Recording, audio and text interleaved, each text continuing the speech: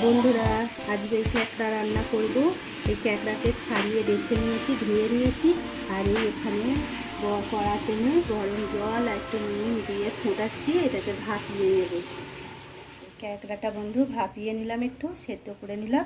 এবার একে আমি পরিষ্কার করে ছাড়িয়ে নেব। এই ক্যাকড়াকে আমি ভাপিয়ে নিয়েছি, পরিষ্কার করে ধুয়ে বেছে নিয়েছি ফেরো। হ্যাঁ, খুব সুন্দর পয়জন কেটে যাবে। এতে খেলে গাও চলকাবে না, যাদের অ্যালার্জি আছে গাও চলকাবে না। এবার আমি কড়াইতে তেল দেব, তেল দিয়ে বন্ধুরা পেঁয়াজটা দিয়ে দেবো।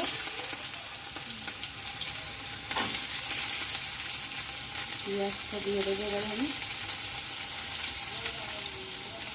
আর এই দুটো গোটা পেঁয়াজও দিয়ে দেবো।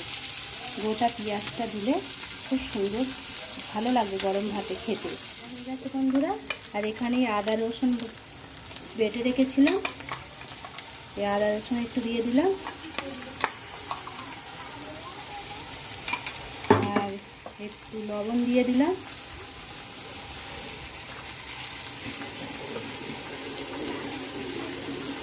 আর দিয়ে এটাকে একটু নাড়বো বন্ধুরা। একটু সস দেবো,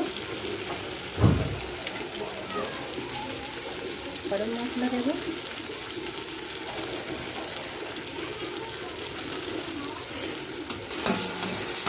বন্ধুরা। এবারে এই মশলা কষা হয়ে গেছে, এবারে ক্যাকড়াটা আমি ঢেলে একটু কষে নেব। এটা ভাজবো না,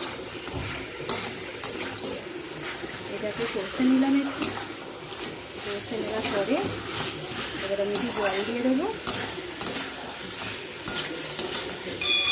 এখানে ভাতটা উঠবে। এবার বন্ধুরা জল দিয়ে দেবো, পরিমাণ মতো জল, বেশি জল দেবো না। এবারে এটা ফুটে গেলে নামিয়ে নেব।